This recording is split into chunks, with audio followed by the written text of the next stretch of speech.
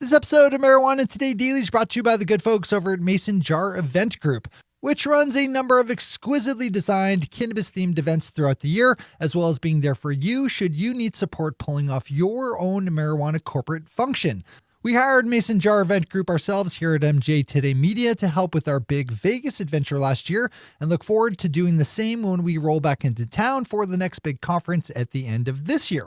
So I speak with personal experience here when I tell you you can't go wrong if you choose to work with Mason Jar and its leader, Kendall Norris, who is smart, savvy, and on top of all the details. Swing over to masonjareventgroup.com to learn more about how to work with Kendall and her team and to check out details for their own events. That's masonjareventgroup.com. Thanks to everyone at Mason Jar for supporting today's news.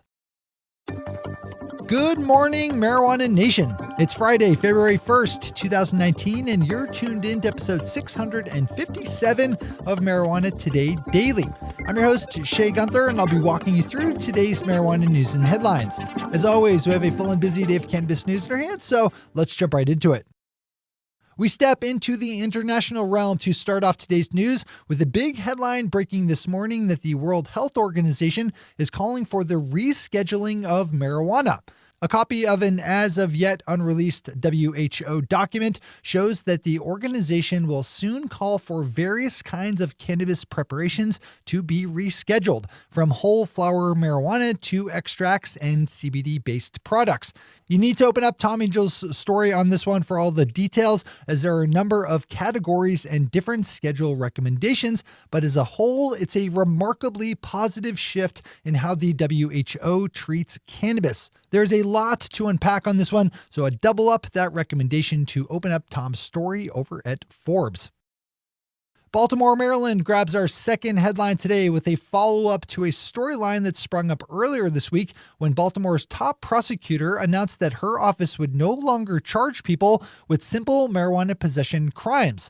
Baltimore's state attorney Marilyn Mosby announced that plan on Tuesday, and just days later, as the AP is now reporting, followed it up by filing a legal petition that would automatically vacate nearly 4,000 Baltimore marijuana possession charges, using a rarely used legal procedure to do so.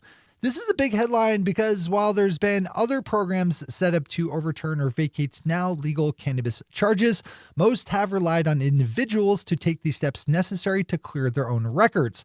That's a good thing to have, but automatic system-wide expungements are obviously better if your goal is to reduce the harms caused to people by marijuana prohibition. This is another excellent story to read in full. Our final top story as we wrap up the week brings us up to Vermont, where lawmakers heard from State Attorney General T.J. Donovan yesterday during a Senate Judiciary Committee hearing on setting up a taxed and regulated marijuana sales program. Although Attorney General Donovan has expressed concerns with legalizing marijuana in the past, yesterday he testified that his thinking on the matter has evolved and that he's now in favor of allowing for a commercial sales system, saying, quote, "We have to have a regulated market. I don't think we can continue to be silent on how Vermonters obtain it. At the end of the day, this is about protecting consumers and protecting kids," unquote. And well said. Legislation allowing for a sales program to be set up is expected to pass through the state Senate, but faces a less friendly state House and governor. Those are our top stories for today. It's time for Marijuana Today Daily Headlines Blitz. Before we blitz it in headlines, let's quickly thank our sponsor, Mason Jar Event Group, which produces its own series of seasonal cannabis-themed events, as well as working with top brands in the cannabis industry to help pull off their own corporate functions. If you need an event planner that understands the unique natures inherent in the legal marijuana industry, then you really need to reach out to Kendall Norris over at the Mason Jar Event Group, which you can get started on over at masonjareventgroup.com. They can help you navigate the potentially choppy waters of pulling off the perfect marijuana corporate event. Just open up masonjareventgroup.com and get in touch with Kendall and let her know what you're trying to pull off. I was really happy with our experience here at MJ Today Media working with Mason Jar on our own Las Vegas adventure last year. One more time, that's masonjareventgroup.com. All right, time for the blitz. The Oregon Liquor Control Commission just released a new study examining the state's legal marijuana supply, which regular listeners know is healthy, to the point of glut. The state's licensed cannabis farmers are growing around twice as much marijuana products as consumers are consuming. That's meant great prices for Oregon cannabis shoppers, with $15 eighths not uncommon, but it has made the numbers a little hard to run for your average cultivator. The new report comes with a set of policy recommendations for dealing with the supply overrun, with one being to do nothing at all besides leaving it up to the market to sort out, and the other three recommendations featuring some kind of cap or increased fees. Definitely want to dive into this one if you do business in the Beaver State.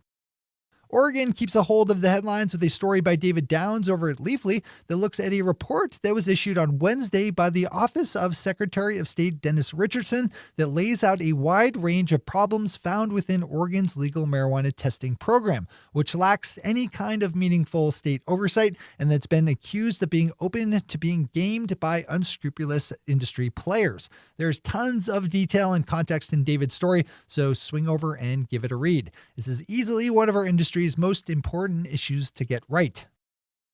Kyle Yeager over Marijuana Moments picked up on an interesting study published in the Journal of the Economic and Business History Society that examines how states' post-prohibition booze policies affected the long-term health and growth of their in-state alcohol industries.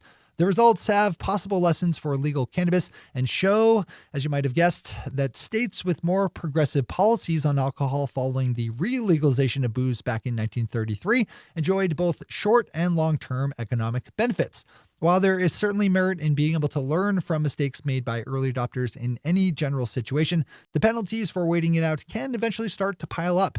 In a day full of stories to read, probably a good one to add this one to the list. As always, we have all the news we cover linked to on our website at mjtodaydaily.com and on our Twitter account at mjtodaydaily. On Thursday morning, Denver police and agents with the Drug Enforcement Administration raided up to 50 suspected illicit marijuana market grow houses sprinkled around the Denver metro area.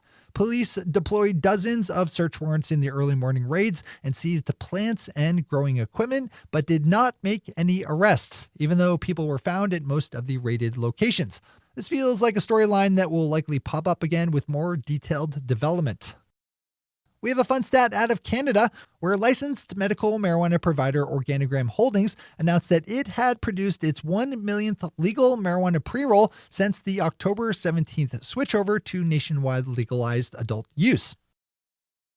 Markets Insider has another potentially useful stat and metric, as it's reporting that more people using one particular free stock trading app own shares of Aurora Cannabis than they do Apple. While that is certainly not representative of the market as a whole, the millennial skewing demographic of the trading app does suggest a hunger for legal marijuana stocks in at least the younger folks who have scraped up enough money to invest in the market. And finally for today, Bart Shainman over at Marijuana Business Daily has another must-read story looking at problems that have popped up in the last year or so in Washington State's legal cannabis industry, particularly the sales and performance data generated by the state's traceability system. As Bart has it, the quality and integrity of that data has been a little suspect in recent months, which has caused all kinds of problems for companies and entrepreneurs relying on its feed. This is a big, sprawling story with tons of detail. So again, at the risk of sounding like a broken record today, swing over and give it a read. Those are our headlines and news for the day. I'll be back with you again Monday morning with another information-packed episode of Marijuana Today Daily. But in the meantime, if you have any stories to share or feedback to give, zip us an email to headlines@mjtodaydaily.com. And while you're clicking around the interwebs, swing over to our Twitter account at mjtodaydaily and visit our website at mjtodaydaily.com to find links to all the news we cover. Thanks to our sponsor, Mason Jar Event Group, and to all of our awesome patron listeners for the support that makes this show possible. To join the illustrious ranks of the patron listeners yourself, swing over to our website at mjtodaydaily.com and click on that big blue button at the top of the page that says Become a Patron. I'm your host, Shay Gunther. Thanks for tuning in, starting your day with marijuana today.